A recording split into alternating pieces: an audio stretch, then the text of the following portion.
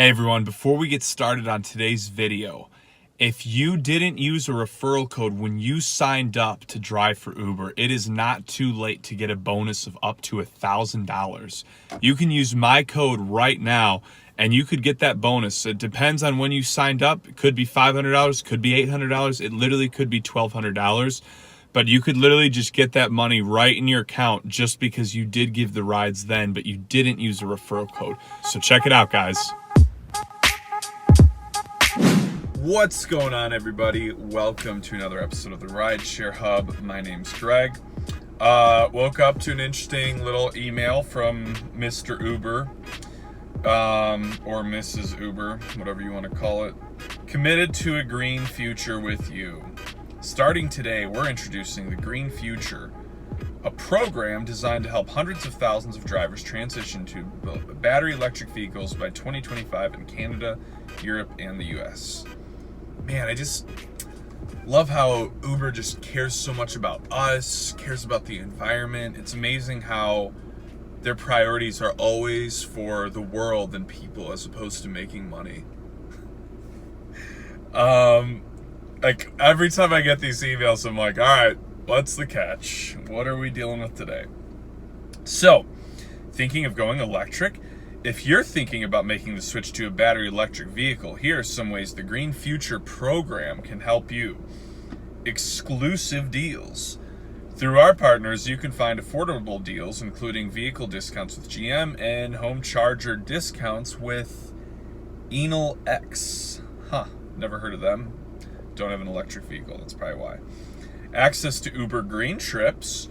We're introducing Uber Green, the new low-emission ride option. Drivers of hybrid and electric vehicles get exclusive access to Uber Green trips. So let's talk about these exclusive deals. I haven't really dug into this yet, so I don't really know what it's about, but here's my guess is that it's identical to the Uber vehicle leasing program, which is really Uber or Lyft. Both of their programs for leasing vehicles are like a complete sham. You make way less money. You're usually forced to work 40 hours a week. And X amount of it goes to the vehicle.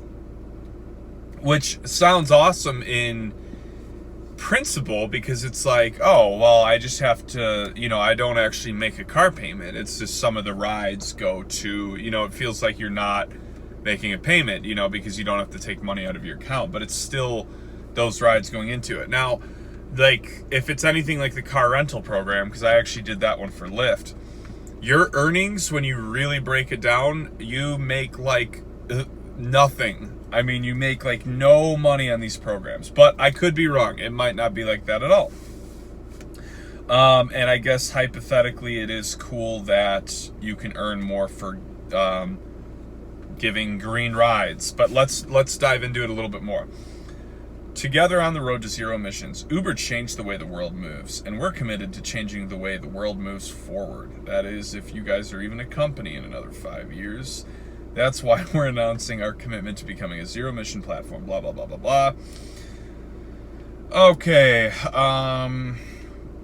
so they have the zero emissions incentive. By signing up for the incentive, drivers with battery EVs can make an extra $1 on every Uber trip, up to $4,000 annually until September 30th, 2021. Terms and conditions apply. Wait, so this is only for a year?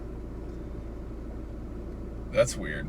Note, in California, drivers with EVs can enjoy a 5 percentage point reduction on their service fee on every Uber trip.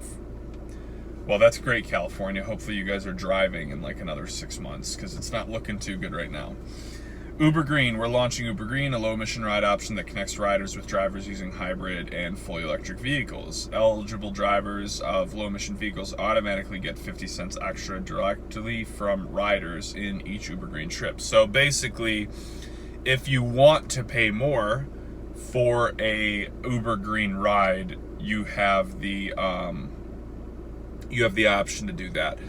I guess I could see in certain cities that being a really popular thing, but here's my general thought with stuff like this. Who's like the main customer base using Uber and Lyft? I would guess millennials, right? Like that's going to be probably your largest, like percentage wise, like your highest amount of customers are probably millennials. What do millennials cater to? Cheap. Millennials are cheap. We like cheap things. So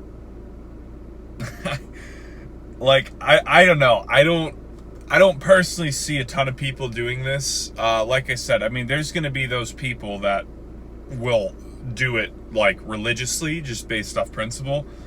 But for a lot of people that are like 50-50 on stuff like this, they're not going to do it. You know, I just don't see that happening. Great deals on the 2020 Chevrolet Bolt EV. Get $29.25 below manufacturer's suggested retail price on select 2020 Bolt EV Premiers on top of the current available cash allowance offers at the local Chevy dealer. That's interesting. I would like more details on that though, because I'm guessing that's not what it seems. EVgo fast charging.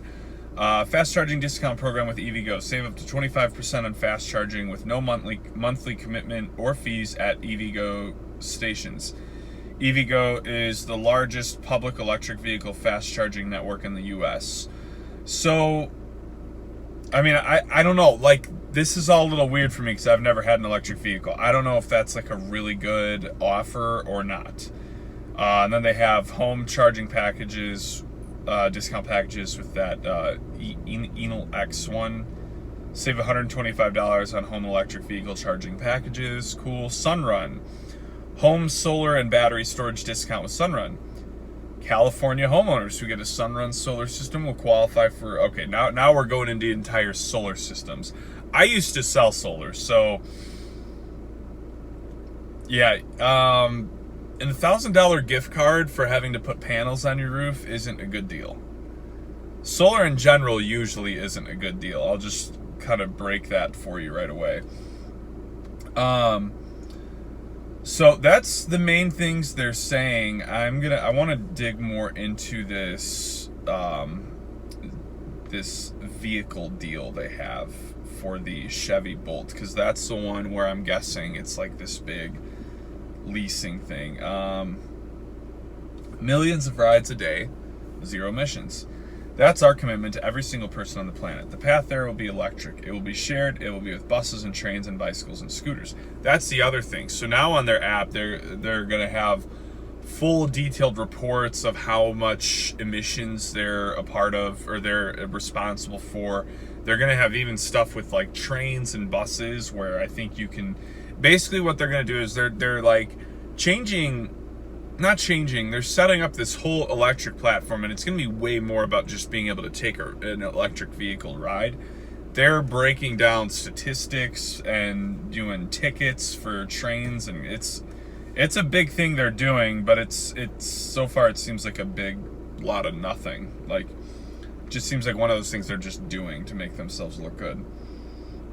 All right, so today, announced global commitment to becoming a zero-emission mobility platform. By 2025, hundreds of thousands of drivers transition to EV vehicles, or electric vehicles, whatever, through our Green Future program.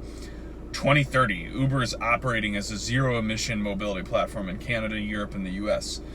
2040, 100% of rides globally are in zero-emission vehicles or through micro-mobility and public transit. Again, maybe Uber, we should focus on staying afloat as a company and not having one of our biggest markets, California, go down the drain, but, you know, whatever. Offering more ways to ride green. We're committed to providing sustainable shared alternatives to the personal car. Uber Green, we already went over that. Transit, this is what I was talking about. We're partnering with local transit agencies around the world to add real-time transit information and ticket purchase directly in the Uber app. That's actually an interesting little feature. We've integrated Lime bikes and scooters into the Uber app across 55 plus cities globally with plans to expand micro-mobility options. How many of you guys have seen those scooters? Not every city has them, but most big cities do. Most big cities end up getting rid of them after a while too. So those are pretty cool. Basically, the Lime scooters, or there's Birds. I think there's like 3 or 4 scooter companies now, but they're electric scooters. It's app based as well. You pay for it through your phone. It's pretty cheap. I mean, it's like cents on the minute or something like that. So if you're in a busy area and you're only going like 2 miles away, it's actually a way more legit option than paying for an Uber to go 2 miles away. But yeah, I don't know. I've never actually ridden one. I've just seen people riding around on them. And I think it was in San Francisco, they were like boycotting them because people were like sick of them because they were like people were getting like run over, because in really congested cities, it was just like too busy for them, right? So in San Francisco, people were throwing them in the ocean and like sticking them on top of statues and just doing crazy stuff with them. And I thought it was honestly really funny because they hated them so much. So not sure it's the best option, because not everyone's a big fan, but I do, hear me out, guys.